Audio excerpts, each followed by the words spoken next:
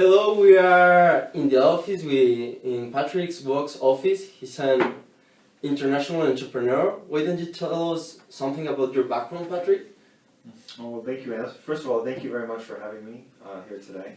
I think one of the biggest challenges in my own personal life, and one of the things that, in looking at my background, is when you think about international entrepreneurship, a lot of us, when we engage in our initial business, I don't believe we think internationally. The first thing we do is we do domestic business. And so the first business I ever did was a family business. Like a lot of people here in Mexico, we do family business first.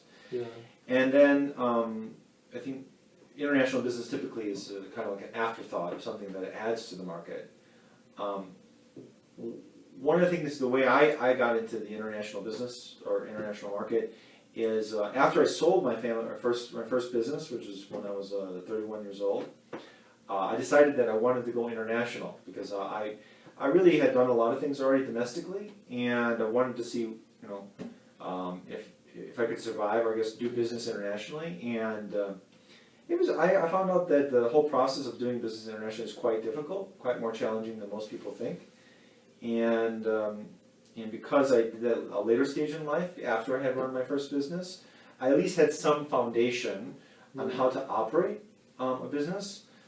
Still, one of the things you do find out is if you choose to go to a country where the culture is very different, doing business typically in those countries, even though you understand business, doing business in those countries tend to be much more challenging than if you were to go somewhere like Canada or somewhere that's closer to your own country. But doing international business, besides the challenges, besides the difficulties, is very exciting. The ability to not only to leverage what you knew in your home country, but the ability to kind of get to learn new markets, new opportunities. And I had the benefit of setting up 4 different companies in China internationally, and a couple of them were very successful, and a couple of them were absolutely horrible failures. So. The one thing I would say is, you really have to choose your markets, choose the people you work with really well, and even if you fail the first couple times, the first 100 times, whatever, you have to be persistent, Yeah, for sure. Yeah. Our channel is for students, so would you recommend them to study abroad in Latin America, and why? This is a very good question, and it's something that recently has come to strong light. Is and one of the things I've discussed in one of my previous classes is there's a difference between something exciting or going abroad and doing business, okay? And what I would always recommend is, if you're going to do business, okay, doing business just itself, being an entrepreneur itself, is a very challenging activity, okay? Yeah. And will stretch you to the nth degree. To do it well, to do it internationally, even more so, because you have resources, you have people, and all these things outside of your control. So what I always recommend to my students, and I recommend to the people who are around me, is when you go internationally, to go to the markets that are easiest for you. Go to the markets that you have some cultural understanding, where you speak the language, where you understand the people, where you have some the similar business morals, similar business problems, so you can overcome them much easier. If you want to go internationally to places that are different than Mexico, what I would recommend is go there for a vacation. Don't go there for business. If you want to go to Germany, if you want to go to Japan, if you want to go to Korea for business, I would recommend use those places for vacation, right? After you've made your millions, in South Central America or in Canada, places that are culturally similar, then take those millions that you've earned and then go on vacation. Go on holiday. Or if you definitely want to go to those places, I mean, they're in your what they call bucket list.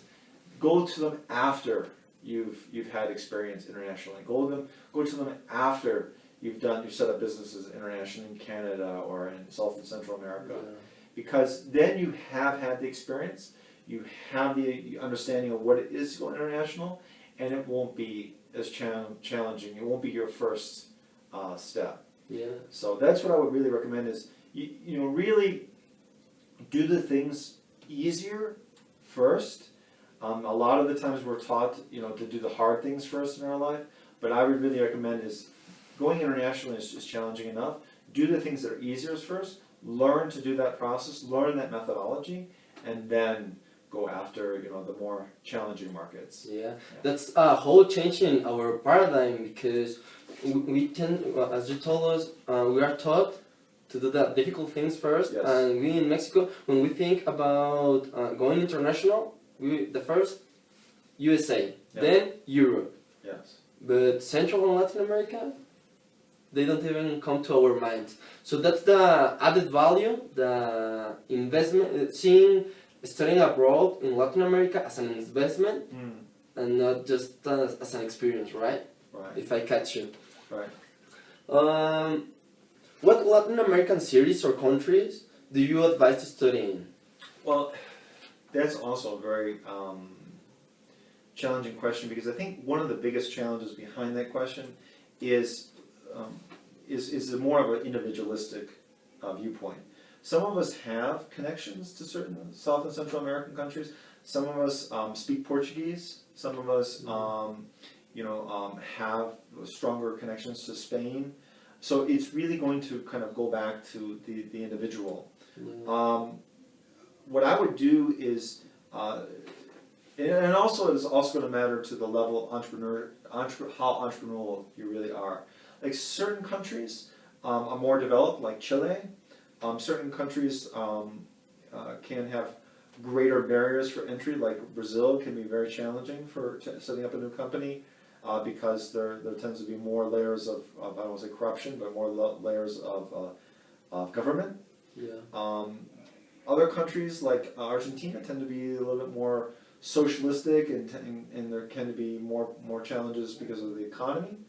And then there are other countries like Colombia, Ecuador that are currently going through huge growth phases where there's a lot of opportunity for people who are adventurous, and because of the trends there, because the economy is doing well in those countries, they're really good opportunities for people to grab a hold of.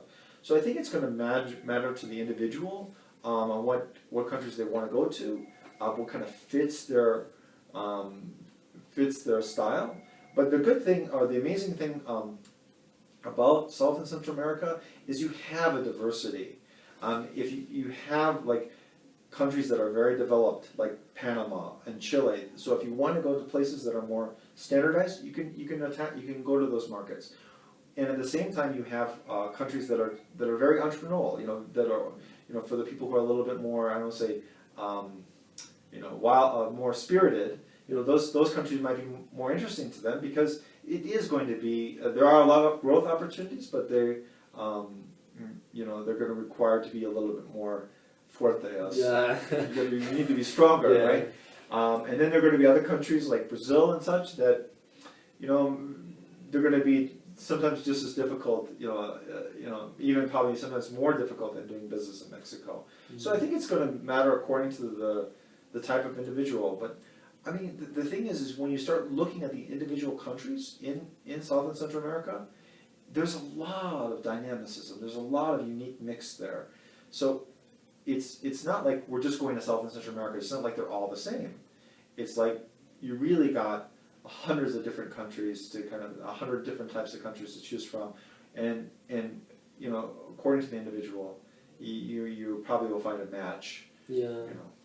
Yeah, it's like when you go to, in your mind you think a country is very different from yours. Yes. And when you go there, yeah. There are a lot of similarities. Yes. But when you go to Latin America, where you think there are lots of similarities, yes. You'll find some differences, yes. that create opportunities for doing businesses. Yes. Right? And that's the amazing thing is, even though there's a lot more similarities, there's a lot of similarities in culture, there's also a lot of differences. So yes.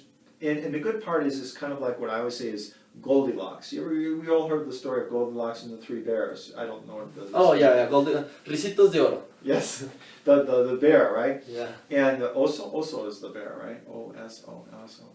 So the when you choose a market, what you want to do is choose something that is not too hot and not too cold. Yeah. So in some cases it's not too different than Mexico, where the morals, the standards, the business culture, but there's enough differences. There's enough uniqueness to it that it makes it exciting. So I always say that South and Central America, probably for Mexicans or people from Mexico, is just like that Goldilocks. It's different enough to be exciting, but not too different that you can't do business there. Okay, that's a good analogy. Yeah. Well, do you have any additional comment, Patrick? Well, one of the things that we're hoping to do over the next year is to establish a center here. We've been talking about that, where we can encourage import and export business out of the university, and not just encourage it, but also bring in thought leaders, bring in other people that are doing business internationally, import, export. So when you're looking at doing business internationally, you have support, especially if you're looking at businesses in South and Central America. You have connections, so you're just not on your own. So we're looking to do over the next year is to build a network. Wow. Similar to what they do in Monterey and other campuses. So when you graduate from here, you know people, you have the connections, you have the thought leaders, you have the mentors. So when you want to do business internationally, when you're thinking about it, you have that support. And that's one of the things that I really want to establish here is helping out the students, not just teaching them, but giving them the tools, and then giving them the people, the mentors to bring them to the next level. So, wow, that's pretty interesting. yes. Yes, well, thank you, Patrick, for receiving us today. Always my pleasure, Chewy.